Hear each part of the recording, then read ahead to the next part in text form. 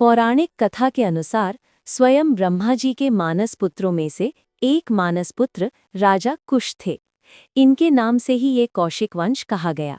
श्री राम रक्षा स्तोत्रम के रचयिता बुधक कौशिक ऋषि भी इसी वंश से संबंधित माने जाते हैं।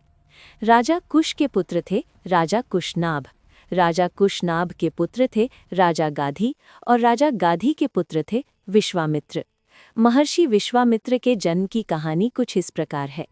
राजा गाधी और उनकी पत्नी, इन्हें एक पुत्री थी जिसका नाम सत्यवती था। कृपया ध्यान दें कि ये सत्यवती महाभारत वाली सत्यवती यानी राजा शांतनु की पत्नी नहीं है। राजा गाधी की पत्नी का नाम स्पष्ट रूप से अधिकांश ग्रंथों में नहीं मिलता। उन्हें अक्सर केवल गाधी की पत्नी या सत्यवती की माता के रूप में संबोधित किया गया है। ब्रह्मा जी के एक और मानस पुत्र महर्षि भृगु थे। इनके नाम से ही उनके वंश को भार्गव कहते हैं।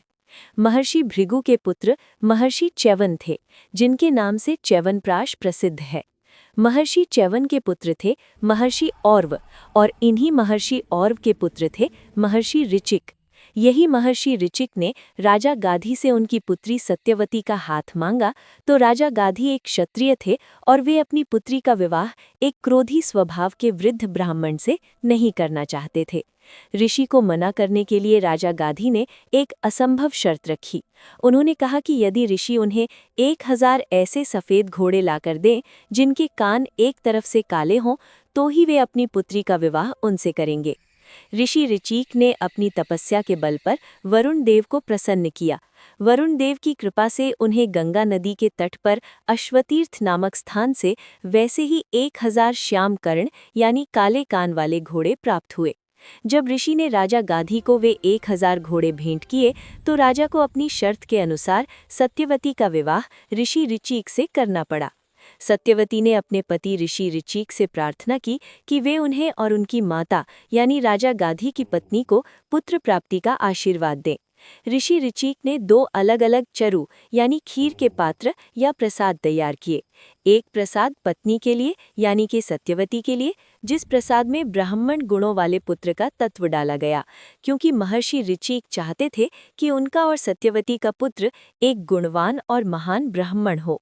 दूसरा प्रसाद महर्षि ऋचिक ने अपनी सास यानी कि सत्यवती की माता के लिए तैयार किया, जिस प्रसाद में ऋषि ऋचिक ने क्षत्रिय यानी वीर और योद्धा गुणों वाले पुत्र का तत्व डाल दिया, क्योंकि ऋषि ऋचिक की सास राजा गाधी की पत्नी थी।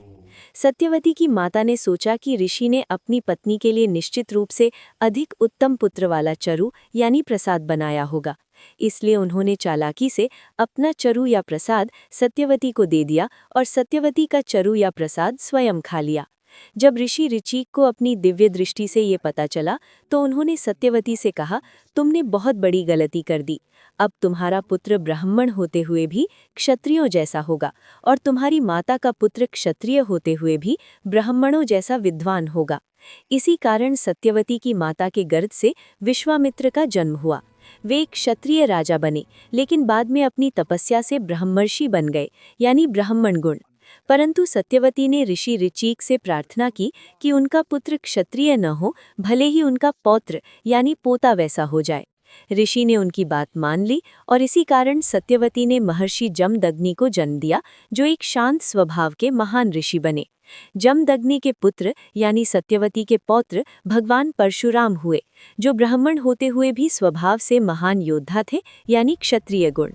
कथा के अनुसार महर्षि विश्वामित्र राजा गाधी के पुत्र थे और राजा गाधी ने पहले उनका नाम विश्वरथ रखा था। विश्वरथ राजा कुश के वंश से होने के कारण उनको कौशिक भी कहा जाता है। इसका अर्थ ये हुआ कि विश्वामित्र मूलतः राजा कौशिक थे।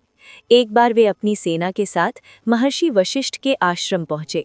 वशिष्ठ ने अपनी दिव्य गाय नंदिनी यानी कामधेनु की पुत्री की सहायता से पूरी सेना के लिए शाही भोजन का प्रबंध किया। राजा ये देखकर चकित रह गए और उन्होंने वशिष्ठ से वो गाय मांगी। जब वशिष्ठ ने मना किया तो राजा ने बलपूर्वक गाय ले जाने की कोशिश की, लेकिन नंदिनी की दिव्य शक्तियों ने राजा की पूरी सेना को परास्त कर दिया। अपनी हार से दुखी होकर राजा कौशिक को आभास हुआ कि क्षत्रिय बल से बड़ा ब्रह्म बल है यानी तपस्या की शक्ति। उन्होंने राजपाट त्याग दिया और कठोर तपस्या शुरू की।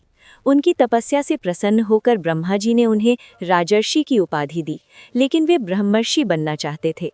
जब उनकी तपस्या अत्यंत उच्च स्तर पर पहुंच गई और उन्होंने अपनी इंद्रियों पर विजय प्राप्त कर ली, तब स्वयं ब्रह्मा जी ने उन्हें संबोधित करते हुए कहा कि अब वे केवल एक राजा यानी विश्वरथ नहीं, बल्कि पूरी सृष्टि के कल्याणकर्ता विश्वामित्र हैं।